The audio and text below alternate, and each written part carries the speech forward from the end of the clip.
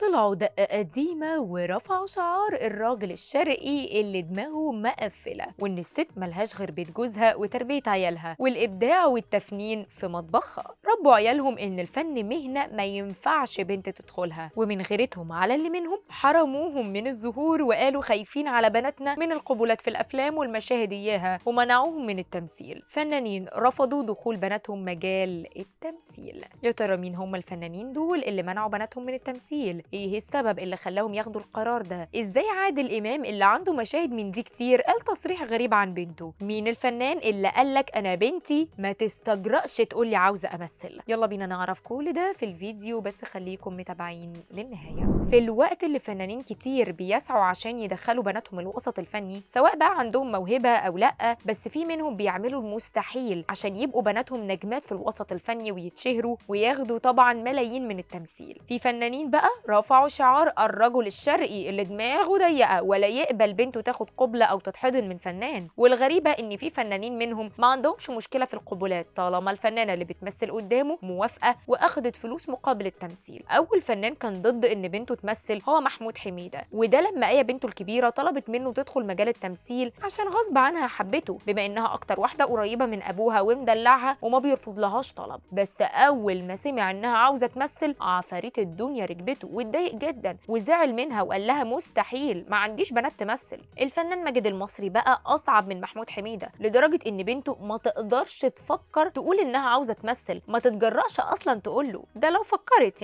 يعني تخيلوا لو هي نفسها تمثل ما تقدرش تروح تعترف لابوها بالموضوع ده، لانها عارفه انه لا يمكن يسكت لو سمعها بتقول كده، وده عشان خايف عليها من المشاهد الجريئه. وعشان كده كل هدفه انها تتجوز وتقعد في بيتها مع جوزها. ما عندوش مشكله لو حد قال عليه ان هو عنده ازدواجيه في التفكير، هو حر ودي بنته وبيغير عليها. اما بقى الفنان هاني سلامه فقالها كده بصريح العباره وبكل الجرأه على التلفزيون: انا مش عاوز بنتي تمثل، دي حريه شخصيه، وبسعى دايما اني ابعدها عن الاضواء والشهره عشان تعيش حياتها بخصوصيه، بالذات ان الشغلانه دي متعبه جدا. المفاجاه بقى ان الفنان احمد السقا من ضمن القائمه دي. ايوه، طلع وقال انا دماغي ضيقه جدا ومش متحضر خالص في اي حاجه تخص بنتي، وعشان كده مستحيل اوافق انها تمثل وتاخد قبله، ودي يا جماعه حريه شخصيه مش اهانه خالص للفنانات. الناس بقى هتقول اني متناقض، انا ما عنديش مشكله خالص يقولوا اللي يقولوه، المهم ان انا عمري ما هسمح لبنتي تقدم حاجه زي كده. واللي اخذ القرار قبل كل دول كان الزعيم عادل امام، وقال لك انا رجل صريح وشرقي من الطبقه المتوسطه اللي هتفضل رمانه الميزان، وما بخافش غير من ربنا بس، وما عندناش ستات تشتغل في الفن، والرجل المسلم لازم يغير على عرضه وما يسمحش لحد انه يمس حرمه مراته او بنته او اخته. ايوه، انا قبلت فنانات كتير جدا، بس انا حر في نفسي وما اجبرتش اي واحده اني اقرب لها، بالعكس ده لو فنانه وما وافقتش بسيبها براحتها، واللي بتقبل بالقبولات اكيد هي واخده تمن الدور بتاعها.